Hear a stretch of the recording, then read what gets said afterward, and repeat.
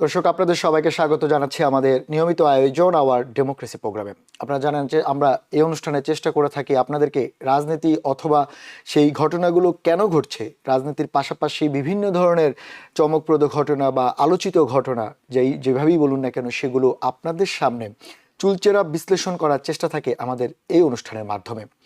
আর আমরা যখন এই অনুষ্ঠান আজ করছি, এই মুহূর্তে কিছুক্ষণ আগে আমরা যেই দুর্ঘটনাটি ঘটলো আমেরিকার ক্যালিফোর্নিয়ার সান দিয়েগোতে, একটি মসজিদে হামলা হয়ে 5 জন নিহত হয়েছে। এখন পর্যন্ত যে খবর পাওয়া গিয়েছে সেখানে 2 জন সাসপেক্ট, যাদেরকে এফবিআই এবং পুলিশের পক্ষ থেকে সন্দেহ করা হচ্ছে, 2 জন একেবারেই টিনেজার বলতে গেলে বয়সন্ধিকালে রয়েছেন, 17 বছরের একজন এবং 19 বছরের একজন, 2 জন বন্দুকধারী। তারা এই মসজিদে হামলা করেন অতর্কিতভাবে, এবং মসজিদে অতর্কিত হামলা করার পরে মসজিদের যে সিকিউরিটি রয়েছেন উনি নিহত হয়েছেন। এবং সব মিলিয়ে এখন পর্যন্ত এপি এবং রয়টার্সের তথ্য মতে প্রায় 5 জন নিহতের খবর পাওয়া গিয়েছে সান দিয়েগোর এই ইসলামিক সেন্টারে। এবং কেন ঘটনাটি ঘটেছে অনেকেই বলছেন, বা বিভিন্ন গণমাধ্যমের খবর অনুযায়ী সেটি হচ্ছে এটি হেট স্পিচের কারণে হয়েছে। কারণ যারা সাসপেক্ট তাদের গাড়িতে হেট স্পিচের নানা রকমের প্রমাণ পেয়েছেন বলে দাবি করেছে পুলিশের পক্ষ থেকে। এবং এখন পর্যন্ত পুরো এলাকাটি নিরাপত্তার চাদরে ঘিরে রাখা হয়েছে।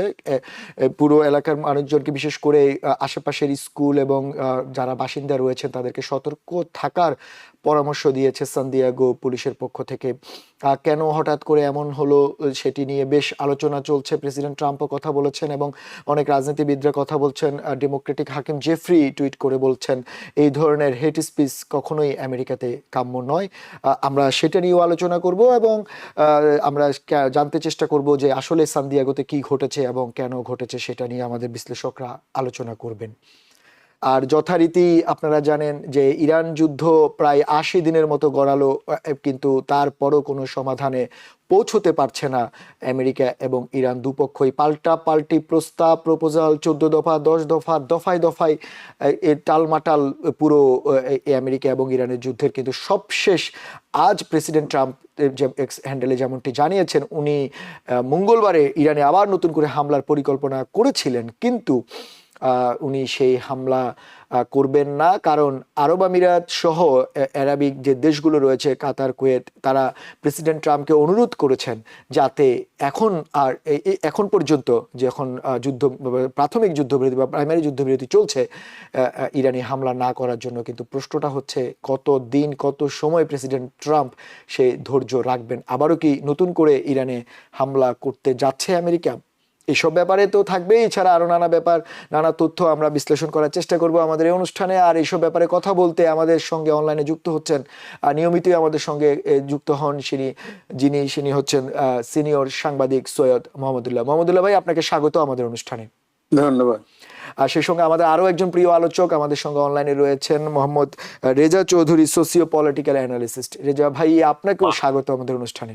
ধন্যবাদ। আমার নামটা প্রায় ভুল হয়ে যায় হয়তো, মাহমুদ রেজা চৌধুরী, দুঃখিত সেজন্য। আপনাদের দুজনকেই আমাদের অনুষ্ঠানে স্বাগত। আসলে আমরা সবসময় ডেমোক্রেসিতে গত প্রায় 80 দিন যাবৎ যুদ্ধকালীন সবসময় যুদ্ধ নিয়ে আলোচনা করেছি। আমরা আজও যুদ্ধ নিয়ে আলোচনা করব, কারণ যুদ্ধ এখন প্রায় নাটকীয় মোড়ের মধ্যে রয়েছে। কিন্তু তার আগে আমরা একটু আপডেট ঘটনা আমেরিকাতে যেটি ঘটেছে সেটি খুবই দুঃখজনক এবং মর্মান্তিক ঘটনা, আমরা একটু সেটা নিয়ে কথা বলতে চাই। মোহাম্মদুল্লাহ ভাই, আপনাকে দিয়েই শুরু করে। আপনি হয়তো জানেন এরই মধ্যে যে বিভিন্ন গণমাধ্যমে নিউজটি ছড়িয়ে পড়েছে এবং সান দিয়েগোতে যে হামলাটি হয়েছে, পুলিশের পক্ষ থেকে বলা হচ্ছে এটি একটি হেট স্পিচ। এবং ইসলামিক সেন্টারে এই ধরনের হামলা এর আগে হয়েছিল কিনা সেটি আমরা জানি না, বা এই ধরনের হলেও এরকম মানে টিনেজার, মাত্র 17 এবং 19 বছর বয়সী দুই বলা যায় যে তরুণ কিশোর, তারা এই ধরনের হামলা করতে পারে, এটি একটি নতুন ঘটনা হচ্ছে।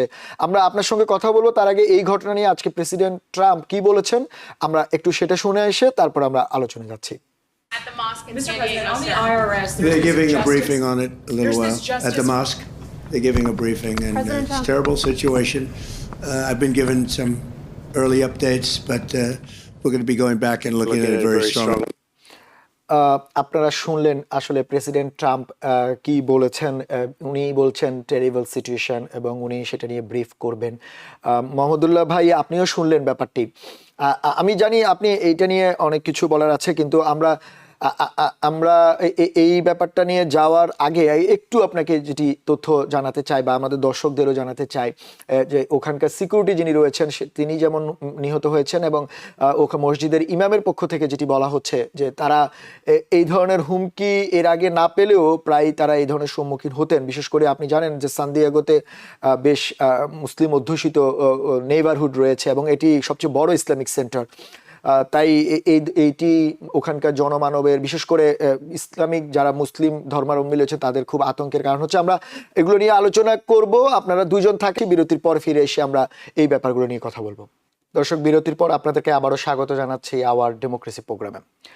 আমাদের দুজন অতিথি আপনারা আছেন, আমরা একটা বিরতিতে ছিলাম আসলে, যেটি মোহাম্মদুল্লাহ ভাই আপনাকেই তখন বলছিলাম ব্যাপারটি। লস অ্যাঞ্জেলসের মেয়রের তথ্য মতে মেয়র ক্যারেন বেজ বলছেন এটি হার্ট ব্রোকেন, এবং বলছেন আমেরিকাতে হেট স্পিচের কোনো স্থান নেই। তারপরও এমন ঘটনা, পুরো ঘটনাটা যদি একটু বিশ্লেষণ করতেন আপনি। ঘটনা তো সেখানে যে দুই আক্রমণকারী যাদের কথা আপনি ইতিমধ্যে উল্লেখ করেছেন, একজন বয়স 17 আর একজন 18 অথবা 19, দুই কিশোর বলতে গেলে। তো তারাই আক্রমণ চালিয়েছে বলে পুলিশ সূত্রে বলা হচ্ছে। মসজিদটা হচ্ছে সান ডিয়েগো একটা বড় শহর। তো একটা কথা উল্লেখ করা উচিত, কতগুলো শহর আছে যেগুলো সেন্ট্রালাইজড একসাথে শহর, আর কতগুলো শহর আছে যুক্তরাষ্ট্রে যেগুলা কিছু একটা অংশ শহর, মধ্যখানে একটু ফাঁক থাকে আরেকবার শহর, যেমন ডালাস। আচ্ছা, তো ওইটা ডাউনটাউন সান ডিয়েগো শহর, যেটা শহরটা হচ্ছে সান ডিয়েগো, সেইটার সেন্টার থেকে ডাউনটাউনের মূল কেন্দ্র থেকে 17 মাইল উত্তরে, যাই হোক সেখানে এই মসজিদটা। তো সেখানে এই ঘটনাটা ঘটেছে। এই দুই আততায়ী সেখানে মানে আক্রমণ চালিয়েছে, তাতে 3 জন মারা গেছেন তাৎক্ষণিক। আর তারা নিজেরা, তাদের গাড়িতে ডেড বডি পাওয়া গেছে তাদের। তো সেখানে পুলিশ বলছে যে তারা নিজেরা নিজেদেরকে গুলি করে মানে তারা আত্মহত্যা করেছে বলে পুলিশের প্রাথমিক বক্তব্য। পরবর্তীতে এই সমস্ত ব্যাপারে আরো কেউ মারা গেলেন কিনা, মানে যারা আহত হয়েছেন তাদের কেউ প্রাণ ত্যাগ করলেন কিনা, এই সমস্ত আমরা পরবর্তীতে জানবো, আরো তথ্য জানবো। আরেকটা কথা বলা হচ্ছে, এটা আপনি আপনার প্রাথমিক সামারিতে উল্লেখ করেছেন, সেটা হচ্ছে ওই গাড়ির ভিতরে কিছু কাগজপত্র পাওয়া গেছে, সেগুলাতে ইসলাম বিরোধী, ইসলামের বিরুদ্ধে বিদ্বেষমূলক ঘৃণাত্মক কথাবার্তা ছিল। তাই আর কি, মানে এটা দুঃখজনক যে পৃথিবীতে এই যুক্তরাষ্ট্র সহ পৃথিবীর অনেক দেশে এখন এই ঘৃণা ছড়ানো হচ্ছে ধর্মের ভিত্তিতে। মানুষের ভাই, প্রত্যেকে ভাই, বা প্রত্যেকের এই যে মানে একটা ইউনিভার্সাল ব্রাদারহুড, সিস্টারহুড, এটার বাইরে এখন হয়ে গেছে কে কোন ধর্মে, কে কোন জাতি, কে কোন বর্ণের লোক, এই ভিত্তিতে মানে আমরা বিচার করি। যুক্তরাষ্ট্র যখন পত্তন হয়, এখানে সংক্ষেপে উল্লেখ করছি, পত্তন হওয়ার সময় ফাউন্ডিং ফাদারদের মধ্যে one of the greatest of them was Thomas Jefferson. তিনি একটা কোরআন শরীফ সংগ্রহ করেছিলেন। তো সেই কোরআন শরীফ কেন সংগ্রহ করেছিলেন তিনি? যে যুক্তরাষ্ট্রে তখন মুসলমান বলতে ছিলই অল্প কিছু, সবচেয়ে ন্যূনতম সংখ্যা লঘু সম্প্রদায়, তাদেরও মানে রাইটস সংরক্ষণ করতে হবে, নিরাপত্তা দিতে হবে রাষ্ট্রকে। যে এইটা কি ভিত্তিতে যায়, কোরআনে কি বলা আছে এবং অন্যান্য ধর্মের লোকদের সম্পর্কে তিনি চিন্তা করেছিলেন। যে ফাউন্ডিং ফাদারদের মধ্যে এটা ছিল। কয়েকদিন আগে আমরা ওয়াশিংটনে দেখলাম একটা বিরাট, মানে ওয়াশিংটন মলে একটা জমায়েত হলো, সেখানে ডাইরেক্টলি না বললে ইনডাইরেক্টলি এটা বলা হয়েছে এটা মানে শুধুমাত্র খ্রিস্টানদের রাষ্ট্র, খ্রিস্ট ধর্মাবলম্বীদের রাষ্ট্র। তো এইটার ফলে হয়টা কি, একটা যে এরা কিন্তু প্রত্যক্ষভাবে অন্য ধর্মের বিরুদ্ধে, যারা এই মলে আয়োজন করেছিলেন, মোটেই কোনো নেগেটিভ কথা বলেননি, সেটা হচ্ছে ডাইরেক্টলি নেগেটিভ কথা বলেননি। কিন্তু একটা রাষ্ট্র যখন একটা পার্টিকুলার ধর্মের গ্রুপের হয়, সে আমাদের উপমহাদেশের দিকে আমরা তাকালে আমরা দুঃখিত হই, বিস্মিত হই, মানে অনুতপ্ত হই, ক্রুদ্ধ হই, ক্ষুব্ধ হই। কি হচ্ছে, ধর্মের ভিত্তিতে আমরা জাতি গোষ্ঠী, আমরা দেশটাকে বিভাগ করে ফেলছি। মানে কোন দেশকেই কোন ধর্ম, জাতি, বর্ণের ভিত্তিতে বিভক্ত করা উচিত না। যারা সেখানকার বাসিন্দা, স্থায়ী বাসিন্দা, অস্থায়ী বাসিন্দা, ইমিগ্রেন্ট, সবার সমান অধিকার মানুষ হিসেবে, এই আর কি। তো এখন ওদের কাছে হেটের মানে ঘৃণাত্মক কাগজপত্র পাওয়া গেছে। এটা অনলাইনে দেখে, অনলাইনে দুটো, একটা হচ্ছে তারা দেখে পড়ে, পড়ে, দেখে এবং অন্যান্য বক্তব্য বিবৃতি থেকে শুনি। ধরা যাক এক ধর্মের পুরোহিতরা, ধর্মীয় নেতারা, সে মোল্লাই আপনি টার্ম দেন অথবা পুরোহিত টার্ম দেন বা প্রিস্ট টার্ম দেন, যাজক, তারা যখন ডাইরেক্টলি ইনডাইরেক্ট তারাও যদি এই এক্সক্লুসিভিটির কথা বলে, ঘৃণাত্মক কথাবার্তা বলে, অন্য ধর্ম সম্পর্কে নেগেটিভ কথা বলে, সেটা স্প্রেড হতে থাকে।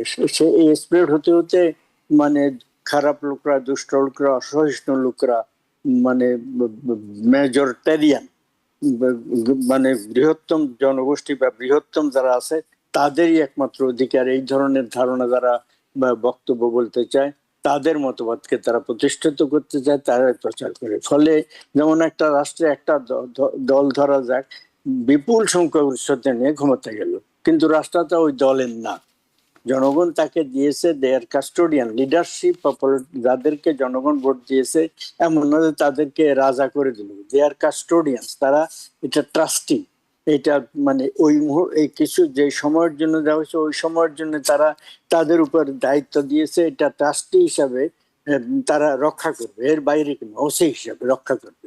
তারা যখন নিজেদেরকে ওনার মনে করে বসে, সে বাংলাদেশে বলেন পৃথিবীর সব দেশে বলেন, একবার ক্ষমতায় যেতে পারলে তখন তারা নিজেদেরকে ওনার করবে, আর নিজের আলোকে, নিজের দৃষ্টিভঙ্গির আলোকে সকলকে সেই আলোকে মানে আলোকিত করে বা অন্ধ করার জন্য তারা চেষ্টা করে থাকে। এই যে ঘৃণাত্মক, এর আগে আমরা জর্জ লয়েডের হত্যাকাণ্ড দেখেছি, ওবামা আমলে বেশ কিছু বর্ণাত্মক ঘোষণা। এই হচ্ছেটা কি, যখনই এক্সক্লুসিভিটি প্রচার করা হয়, ঘৃণার যে কোনো ভিত্তিতে করা হোক, সেই মধ্যপ্রাচ্যের যুদ্ধ ইত্যাদি থেকে শুরু করে সবই এটা ঘৃণা ছড়ানোর বিরুদ্ধে জনমতকে সেটি মোহাম্মদুল্লাহ ভাই, যেটি আপনি বলছেন সেটি আসলে পুলিশের পক্ষ থেকেও বলা হচ্ছে এবং বিভিন্ন তদন্তকারী সংস্থা বা গণমাধ্যমে যে নিউজ সেখানেও এটি বলা হচ্ছে যে এটি ঘৃণা থেকে এটি হচ্ছে। কারণ 17 বছর 19 বছরের কিশোর বলা যায় বলতে গেলে, তাদের মধ্যে এই ধরনের মানসিকতা আসবে কেন? একটি প্রার্থনা জায়গা,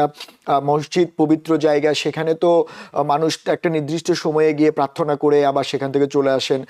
এবং আমেরিকার মতো জায়গায় যেখানে সব ধর্মে সমান অধিকার রয়েছে, সবাই সবার মতো করে ধর্ম উদযাপন করতে পারে, পালন করতে পারে, সেখানে মাত্র 17 বা 19 বছরের ছেলে তাদের মধ্যে এই ধরনের মানসিকতা কেন আসলো, সেটিও একটি প্রশ্ন।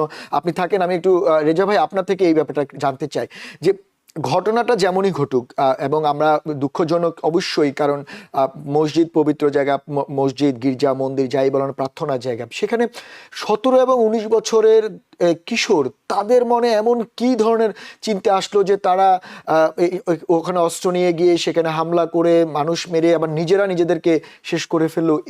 এই ধরনের চিন্তা ভাবনা সমাজে, মানে আমেরিকান সমাজে কি বার্তা দিচ্ছে? ধন্যবাদ আপনাকে। মোহাম্মদুল্লাহ ভাইয়ের ব্যাখ্যার পরে আমার নতুন করে কোনো ব্যাখ্যা দেবার অবকাশ থাকে না, এবং তথাপি আপনি আমাকে জিজ্ঞাসা করেছেন, আমি ব্যক্তিগতভাবে সমাজ বিজ্ঞানের ছাত্র, তাই আমি বিষয়গুলোকে ওই অ্যাঙ্গেলে দেখতে বেশি স্বাচ্ছন্দ্য ফিল করি বা উৎসাহ ফিল করি। সেটা হচ্ছে যে সমাজ থেকে মূল্যবোধ জিনিসটা, যেটা আমরা ভ্যালু জাজমেন্ট বলি, সেই জিনিসটা দিন দিনই ক্ষয়ের দিকে ধাবিত হচ্ছে। আমরা যে সময় বড় হয়েছি এবং মোহাম্মদুল্লাহ ভাই যখন এই সময় বড় হয়েছেন, ওনাদের সময়কাল এবং আমাদের সময়কালে সমাজে যে সমস্ত, আমাদের বাংলাদেশের বা তৎকালীন পাকিস্তানের সমাজের কথা বলছি না, বিশ্বে যে একটা সামাজিক এবং মানবিক মূল্যবোধ ন্যূনতম পর্যায়ে কাজ করতো, সেটা দিনে দিনই ক্ষয়ের দিকে যাচ্ছে। তার অনেকগুলো কারণ, তার একটা ডাইমেনশন দেখলে হবে, প্রযুক্তির একটা কারণ আছে, তার লেখাপড়া থেকে দূরে সরে যাওয়া একটা কারণ আছে, পরিবারের ভেতরে মূল্যবোধ কাজ করেন একটা কারণ আছে, অর্থনৈতিক একটা কারণ আছে, রাজনৈতিক একটা কারণ আছে, এবং সর্বোপরি মানবিক একটা কারণ আছে। মানুষ হিসাবে মানুষ, আমি মনে করি যে আপনি যে বললেন আপনার আলোচনায় যে মসজিদ বা গির্জা একটা পবিত্র জায়গা, আমি মনে করি সমস্ত পৃথিবীর সমস্ত মাটি প্রতি ইঞ্চিটাই পবিত্র। এখানে যিনি সৃষ্টি করেছেন তিনি এক পবিত্র, এবং তারই সৃষ্টি এই পবিত্র জায়গা।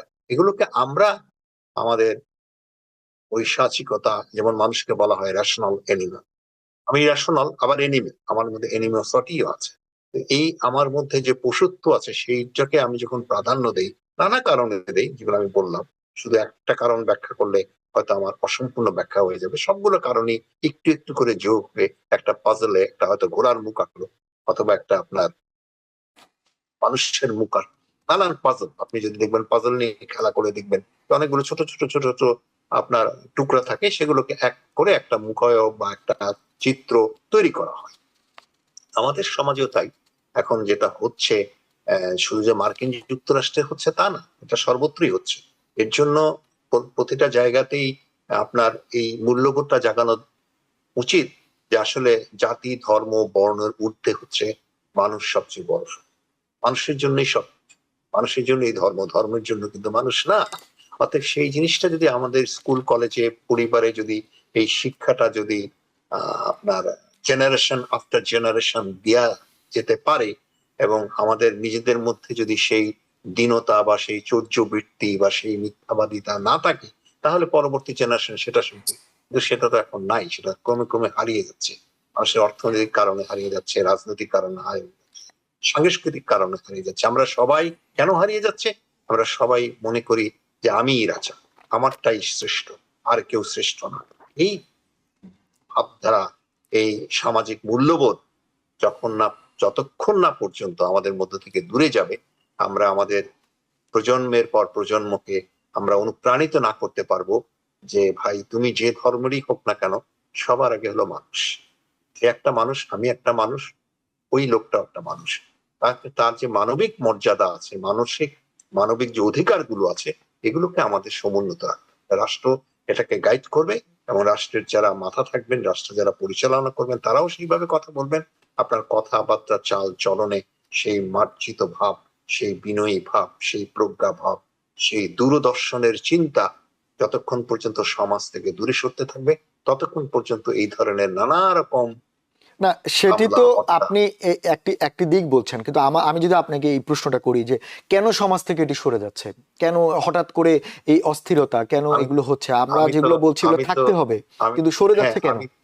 আমি তো উল্লেখ করেছি নানান কারণ আছে। এটাকে শুধু একটা পলিটিক্যাল কারণ দিয়ে আপনি ব্যাখ্যা করতে পারবেন না, একটা ঐতিহাসিক কারণ দিয়ে আপনি ব্যাখ্যা করতে পারবেন না, একটা সামাজিক কারণ দিয়ে ব্যাখ্যা করতে পারবেন না, একটা অর্থনৈতিক কারণ দিয়ে ব্যাখ্যা করতে পারবেন। নানা রকম কারণের ফলে আমাদের মধ্যে যে ডেপথনেস, না, আমাদের একটা জিনিসকে দেখার যে গভীরতাটা, সেই গভীরতাটা কিন্তু কাজ করছে না। আপনি দেখেন, আগে কিন্তু আপনার হয়তো মনে আছে, আপনার হয়তো দেখেন না হয়তো বা, কুয়োর থেকে আমরা পানি তুলতাম। আমরা আমাদের ছোট বয়সেও আমরা দেখেছি যে কুয়োটার কিন্তু পানিটা কিন্তু আপনি তাকালেই দেখা যেত, একটু নিচের দিকে তাকাতে হতো, গভীর যেতে হতো, তারপরে বালতি ফেলতেন, বালতি থেকে পানি তুলতেন। ওখানে একটা দর্শন কিন্তু কাজ করে। সেখানে আপনি যদি কোনো কিছু অর্জন করতে চান, আপনাকে একটু গভীরে যেতেই হবে। কুয়ো থেকে আমি পানি নিচ্ছি, তার মানে কি কুয়োটা গভীর, সেই গভীর থেকে আমি পানিটা তুলছি, সেই পানিটা কি, সেই জলটা কি আমার জীবন রক্ষা করবে বা আমার অন্যান্য কাজে তুলবে। এই যে যে কোনো দৃশ্যের, যে কোনো জিনিসকে দেখার বা ভাবার বা পড়ার যে গভীরতা দরকার, ডেপনেস দরকার, সিনসিয়ারিটি দরকার, হাম্বলনেস দরকার, এবং আপনার অবিডিয়েন্স দরকার, সেগুলো তো আমাদের মধ্যে নাই। অতএব একটা কারণ না, অনেকগুলো কারণের কারণেই আমরা আজকে অধপতিত হচ্ছি। আমাদের মূল্যবোধের দিক থেকে ভ্যালু সিস্টেম বা ভ্যালু জাজমেন্ট ওয়ার্ক করছে না। আমাদের কাছে শুধু বস্তু ওয়ার্ক করছে। যে বস্তুটা আমরা দেখি, যে আমি পিস্তল দেখতেছি, আমি বুলেট দেখতেছি, আমি টেলিভিশন দেখতেছি, আমি মঞ্চে গান শুনতেছি, আমি শুধু দেখতেছি, কিন্তু এটার পিছনে যে কারিগর আছে, একটা নাটক যখন মঞ্চায়স্ত হয়, শুধু আপনি শিল্পীদের মঞ্চে অভিনয় করতে দেখেন, কিন্তু তার পিছনে তার লেখককে আপনি দেখেন। আরো সহজ করে বলি, একটা গান যখন জনপ্রিয় হয়, আপনি শুধু গানের শিল্পীকে দেখি, যিনি গাচ্ছেন তাকে দেখি, কিন্তু গানের পিছনে যে রচয়িতা, তাকে দেখছি না। গানের পিছনে যে সুর দিলেন, আমি তাকে দেখছি না। তাদের প্রশংসা আমি করছি না, তাদের কথা আমি ভাবছি না, শুধু যে গাইলো তার দ্বারা জনপ্রিয় হলো। এটা হলো আপনার দেখার সীমাবদ্ধতা। আপনাকে দেখতে হলে একটু গভীরে যেতে হবে, এবং সেই দেখার গভীরতা সমাজ থেকে হারিয়ে যাচ্ছে। এটা একটা মোটা দাগে কারণ। সেই গভীরতা হারিয়ে যাওয়ার কারণেই আমরা আমাদের চিন্তা, ভাবনা, দর্শন, মূল্যবোধ সব দিক থেকে দূরে সরে যাচ্ছি, এবং হত্যা, খুন, রাহাজানি, চুরি, দুর্নীতি এগুলো সমাজে বাড়ছে। এখন যা বাড়ছে, আগামীতে 5 বছর পর দেখবেন তা আরো বাড়ছে। তো আমি মনে করি, এক কথায়, এটার জন্য কোনো একটা সেগমেন্ট বা একটা কেন্দ্রকে আপনি দায়ী করতে পারবেন না। অনেকগুলো কারণ একসাথে জড়িত। হ্যাঁ, নেতৃত্ব যদি সঠিক হয়, তাহলে হয়তোবা ওই একটা জায়গায় আপনি পুরো জিনিসটাকে অন্তত পক্ষে 100 ভাগ না হলেও 45% আপনি ঠিক করতে পারেন। নেতৃত্ব তো ঠিক নাই, কোথায় নেতৃত্ব ঠিক আছে বলেন? না, আপনি নেতৃত্বের জায়গায় বলছেন, আমরা একটু সেটিও আলোচনা করতে চাই। এই ঘটনা সান্তিয়াগো ঘটার সাথে সাথে আমেরিকার যারা রাজনীতিবিদ রয়েছেন, মাইনরিটি লিডার থেকে শুরু করে মেজরিটি লিডার, সবাই বিবৃতি দিচ্ছেন। প্রেসিডেন্ট ট্রাম্পও বলেছেন টেরিবল সিচুয়েশন, উনি ওনার জায়গা থেকে ব্রিফ করবেন এবং উনি এটা নজর রাখছেন। এবং সবচেয়ে মানে বড় যে ঘটনা সেটা হচ্ছে ওখান সান্তিয়াগো ইসলামিক সেন্টারের ইমাম তাহা হাসেন, উনি বলছেন এই ঘটনা দুঃখজনক, কিন্তু ওনাদের মধ্যে ক্ষোভ কাজ করছে, কারণ ওনারা নিরাপত্তার ব্যবস্থা নিয়ে ওনারা আসলে মানে এক কথায় বিরক্ত, কারণ ওনারা নাকি নিরাপত্তা কম ছিল, এরকমই ওরা নাকি বলেছিলেন, ওনার পক্ষ থেকে দাবি করা হচ্ছে।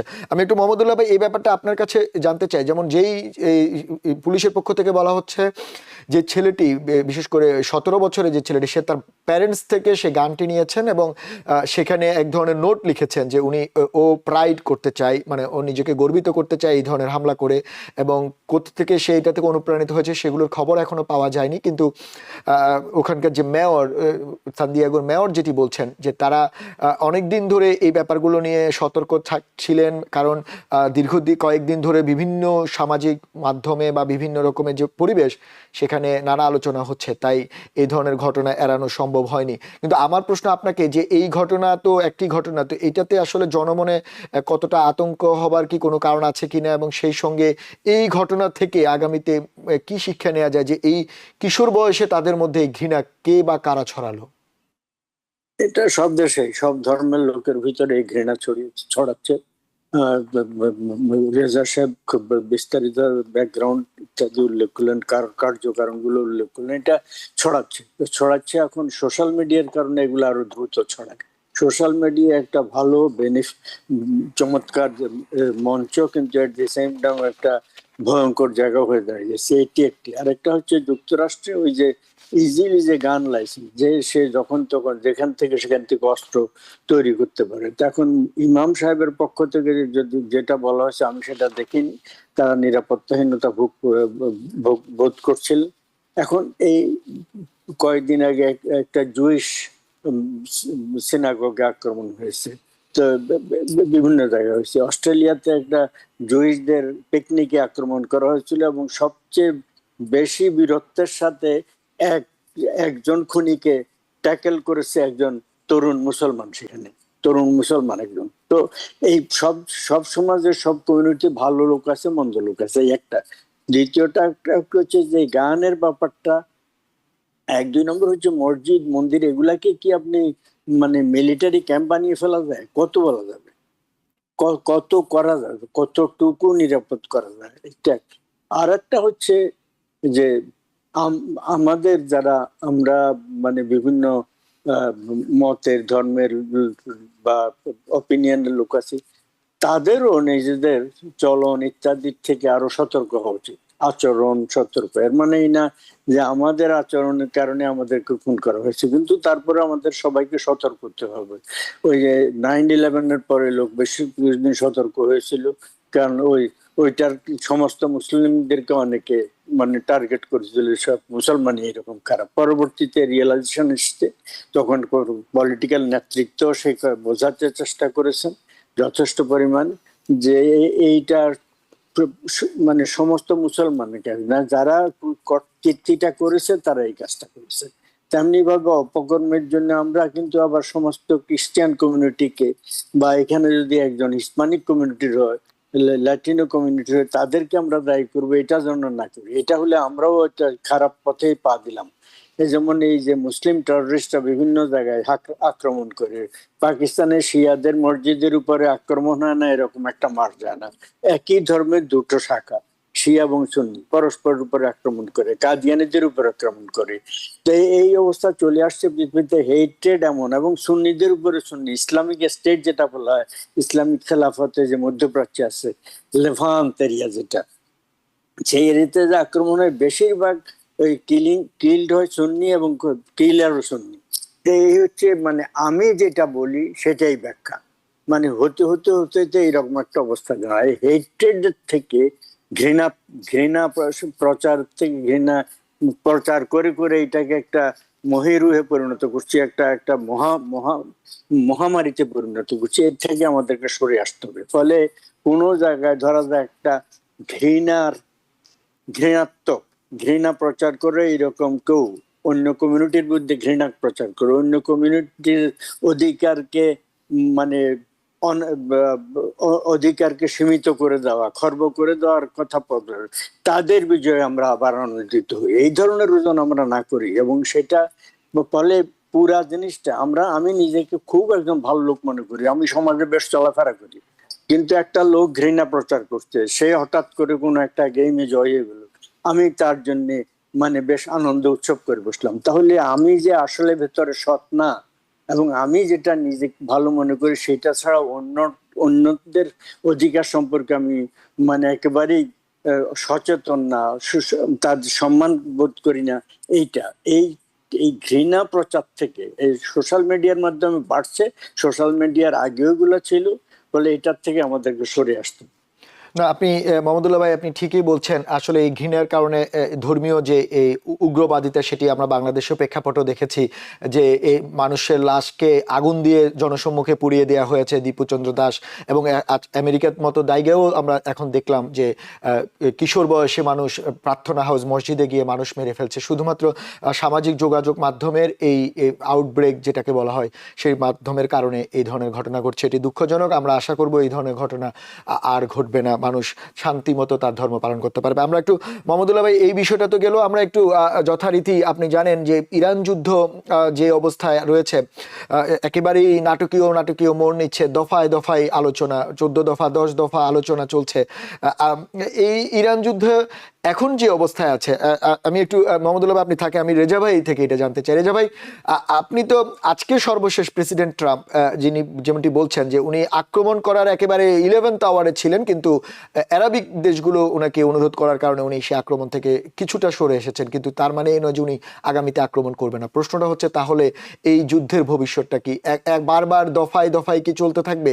এবং আমেরিকা যেভাবে চায় সেটি কেন ইরান মানছে না? আবার ইরানের চাওয়া আমেরিকা মানতে সমস্যা কোথায়? দুই দেশের কোন জায়গাটাতে আপনার মনে হয় যে ব্রেক ইভেনে পৌঁছাতে পারছে না?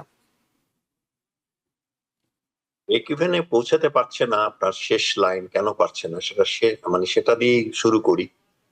হাতির সাথে যদি আপনি ইঁদুরের লড়াই করেন, তো সেটার আপনি ব্রেক ইভেনটা কি হবে? হয় ইঁদুর মারা যাবে, হাতি তো আর মারা যাবে না। তো এখন করা হচ্ছে, অনেকে বলবে ইরান কি ইঁদুর নাকি? না, ইরান ইঁদুর না, কিন্তু তুলনা যদি করেন ইরানের শক্তি ভার্সেস যুক্তরাষ্ট্রের শক্তি প্লাস ইসরায়েলের শক্তি, তাদের শক্তির সাথে আপনার মধ্যপ্রাচ্যের কোনো দেশ তো পেরে উঠবে না। আরেকটা জিনিস, পুরো প্রেক্ষাপটটা মনে করলে নিজেকে অনেক প্রশ্ন করতে হয়, নিজেই করি। সেটা হচ্ছে যে যুদ্ধটা শুরু করেছে যুক্তরাষ্ট্র এবং ইসরায়েল। এখন বারবার যুক্তরাষ্ট্রকে অনুরোধ করা হবে যে তোমরা যুদ্ধটা থামাও, তারা অনুরোধ করবে না, আগে ইরান আমাকে এই শর্তগুলা মানুক। আমি শর্ত চাপিয়ে দিচ্ছি, আমি আপনাকে আক্রমণ করছি, আপনার আত্মরক্ষার জন্য আপনি যা করছেন সেটাকে আমি উপেক্ষা করে আমি উল্টা আপনাকে শর্ত চাপিয়ে দিচ্ছি, তোমার এটা করতে হবে, সেটা করতে হবে, বাড়ি ছেড়ে দিতে হবে, ঘর ছেড়ে দিতে হবে, বারান্দা ছেড়ে দিতে হবে, তেল ছেড়ে দিতে হবে, নদীর পানি ছেড়ে দিতে হবে, সমুদ্রের অধিকার দিতে হবে। আমি আপনাকে নিজে আক্রমণ করে আমি আপনাকে শর্ত চাপাচ্ছি। আবার তার সাথে কিছু মধ্যপ্রাচ্য দেশ আছে, তারা আবার বলতেছে, বাবা আমেরিকা তুমি আমাদেরকে রক্ষা করো, তাদের নিজস্ব স্বার্থ। অতএব তো পুরো মুসলিম বিশ্বটাই তো এক না। আপনি এখানে কাকে কোন শর্ত, এবং মার্কিন যুক্তরাষ্ট্রকে অনুরোধ করা হচ্ছে, ভাই তুমি আমাকে আক্রমণ করো না। কেন? পুরো মধ্যপ্রাচ্যে এক হয়ে তো তার বিরুদ্ধে বলতে পারছেন না যে হ্যাঁ, আজকে যদি মধ্যপ্রাচ্যের কোনো একটা দেশ আক্রমণ হয় তার জবাব আমরা সবাই মিলে দেব। কই, আমরা তো সেটা করছি না। আমরা শক্তির কাছে পরাজিত, আমরা অর্থের কাছে পরাজিত, আমরা ক্ষমতার কাছে পরাজিত, আমরা লোভের কাছে পরাজিত, আমরা সন্ত্রাসীদের হাতে পরাজিত। এখন তো পৃথিবীতে সবচেয়ে বড় সন্ত্রাসী হচ্ছে রাষ্ট্র ইটসেলফ।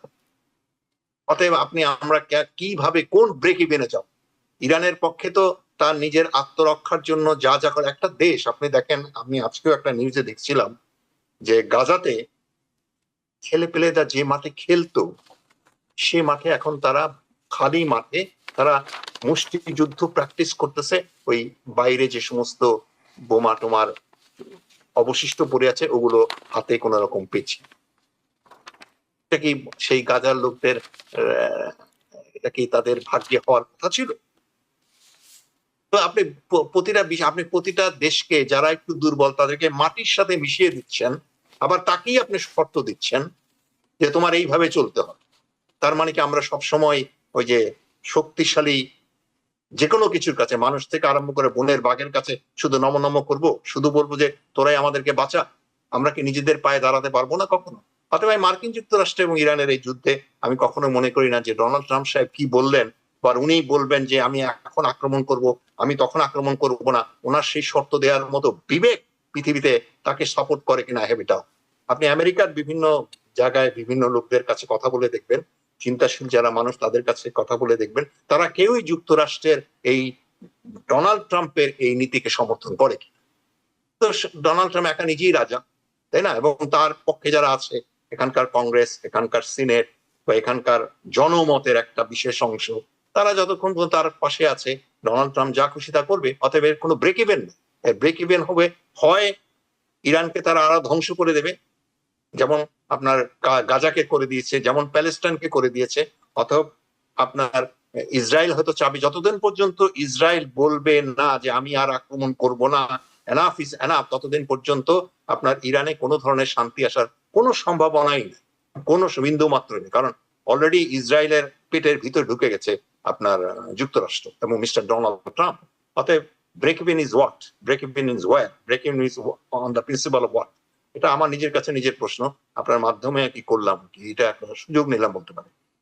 ঠিক আছে, আপনি মোহাম্মদুল্লাহ ভাই, রেজা ভাইয়ের বক্তব্য আপনি শুনলেন, আপনিও কি ওনার সঙ্গে একমত? না, মোটা দাগে তো সবই একমত, আমরা সব তো সিচুয়েশন সমানভাবে দেখছি। একটা সর্বশেষ ট্রাম্প বলেছেন যে ওই যে কাতার, ইউনাইটেড আরব এমিরেটস আর হচ্ছে সৌদি, এই তিন রাষ্ট্রের পক্ষ থেকে তাকে অনুরোধ করা হয়েছে আগামীকাল তিনি আক্রমণ শুরু করার যে প্ল্যান করেছিলেন সেটা কয়েকদিনের জন্য স্থগিত করার জন্য, যে আমরা মধ্যস্থতা করছি, পাকিস্তান মধ্যস্থতা করছে, আর একটু সময় দিন। এটার পরে উনি বলছেন যে আমি একটু তাদেরকে সময় দিলাম। আরেকটা কথা তিনি বলেছেন, এটা ওই একসাথে না, পরবর্তী আরেকবারে পেলাম, সেটা হচ্ছে ওরা যদি সন্তুষ্ট হয় ইরানের এনরিচমেন্টের নিউক্লিয়ার ওয়েপনের ব্যাপারে, সে তারা যে যতটুকু সন্তুষ্ট হবে সেটা আমি মেনে নিতে রাজি আছি, আমি তারা এগ্রি বললে। সেটা হচ্ছে তিনি যুক্তরাষ্ট্রের এতদিনকার দাবি, এখন সেই দাবি তিনি চেঞ্জ করেছেন আনুষ্ঠানিকভাবে তা আমি জানি না।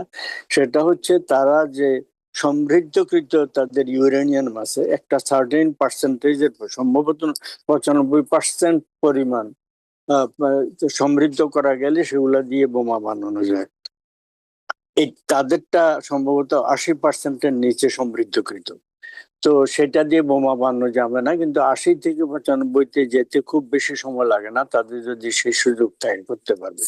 তো তারা এতদিন দাবি করে এসেছিল যুক্তরাষ্ট্র যে ওই সবগুলো এনরিচড ইউরেনিয়াম, সমৃদ্ধকৃত ইউরেনিয়াম তাদের কাছে দিয়ে দিতে হবে, তাদেরকে দিতে হবে।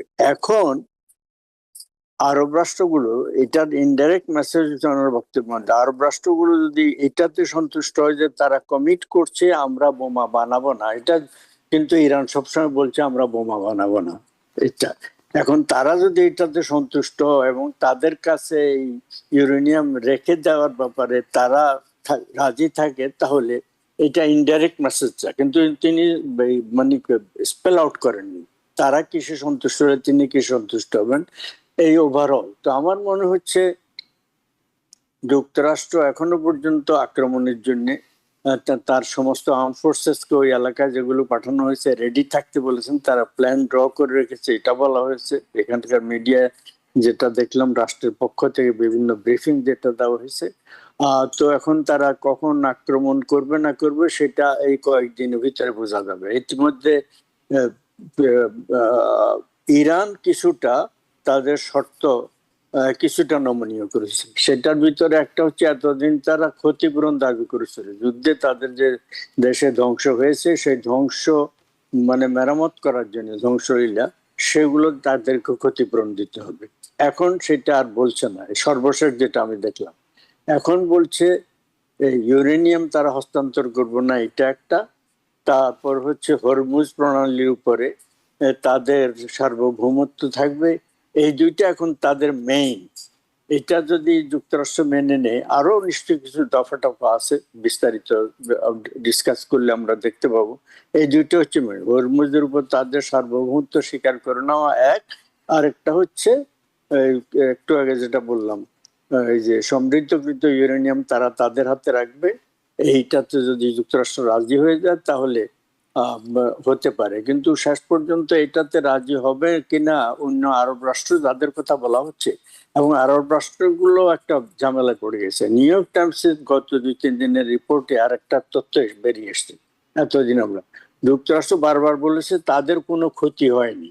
এই ইরান যে সমস্ত মিসাইল ইত্যাদি ছুঁড়েছে তাতে তাদের কোনো ক্ষতি হয়নি, কিন্তু মানে নিউ ইয়র্ক টাইমসের রিপোর্টে বলছে হ্যাঁ তাদের একটা ডেস্ট্রয়ার ক্ষতিগ্রস্ত হয়েছে, আরো কিছু সামরিক মানে যান ইত্যাদি ক্ষতিগ্রস্ত হয়েছে, প্লাস আরব রাষ্ট্রগুলোতে তাদের প্রায় সবগুলো বেইসে ব্যাপক ক্ষয়ক্ষতি হয়েছে, ব্যাপক লোক মারা গেছে। এইভাবে চাইতে বড় কথা ওগুলো অনেক মানে সৈন্যরা অন্যরা যারা তাদের অফিসাররা যে সমস্ত জায়গায় থাকতো সেগুলা ধ্বংস হয়েছে, ক্ষতিগ্রস্ত হয়েছে ইত্যাদি ইত্যাদি। তো ফলে ক্ষতি হয়েছে। এখন খালি সে মানে ইরান ওই রাষ্ট্রগুলাকে বোঝানোর জন্য যে তোমরা যে যুক্তরাষ্ট্রের পাশে থাকো, একটা হচ্ছে ওই ঘাটিগুলার ক্ষতি করেছে, দ্বিতীয় মেসেজটা কি ওই সমস্ত দেশের কিছু কিছু স্থাপনা অ্যাটাক করছে, অনেক বেশি করেনি, লিমিটেড পরিমাণে করেছে। তাদের লবণাক্ত জল ওই সবগুলো দেশে জলের অভাব, মানে সুপেয় পানির অভাব, পানিই বলি আমি, পানির অভাব। তো পানিটা সুপেয় করার জন্য তাদের যেহেতু পানি নেই, তারা সমুদ্রের লবণাক্ত জলকে উত্তোলন করে সেগুলাকে একটা মানে এক ধরনের যন্ত্রপাতি আছে সেগুলা দিয়ে মিষ্টি পানি বানায়। ওই মিষ্টি পানি বানানোর কারখানা অনেকগুলো ক্ষতিগ্রস্ত করেছে। এটা তার জন্য দীর্ঘমেয়াদী একটা ভয়ঙ্কর, কারণ জনগণ এখন কুয়োর পানিতে অভ্যস্ত না, তারা এই সাপ্লাইয়ের পানিতে অভ্যস্ত। সেইটা যদি বন্ধ হয়ে যায় তারা ক্ষতিগ্রস্ত হবে, জীবনমান এফেক্টেড হবে। তো মানে ওভারঅল আরব রাষ্ট্রগুলো এখন বুঝছে যে ইরানের তাদের ক্ষতি করার ক্ষমতা আছে, কেবল যে তাদের এই সুপেয় পানির সোর্স নষ্ট করে যে পারে না, তাদের অন্যান্য স্থাপনার উপরেও আক্রমণ করতে পারে। আপনি আরব রাষ্ট্রের কথাই তুলছেন, আমাদের সময় একেবারে শেষ। আমি একটু রেজা ভাই এক মিনিটের মধ্যে যদি বলতেন যে প্রেসিডেন্ট ট্রাম্প আজকে যে টুইট করেছেন উনি সেখানে আরব রাষ্ট্রের কথাই বারবার বলছেন, তাদের অনুরোধে উনি থামিয়েছেন। আপনি কি মনে করেন আরব রাষ্ট্রের অনুরোধে এই শেষ পর্যন্ত এই স্থায়ী যুদ্ধবিরতিতে যেতে পারে? মানে 50-50 চান্স, কারণ আরব দেশের প্রতিও তো ওদের যুক্তরাষ্ট্রের একটা ফাইন্যান্সিয়াল ইন্টারেস্ট আছে, পলিটিক্যাল ইন্টারেস্ট আছে। সেই অর্থে সে আরব রাষ্ট্র সমূহের কথা শুনলেও শুনতে পারে, তবে সে যেটা বেশি শুনবে সেটা ইসরায়েলের কথা।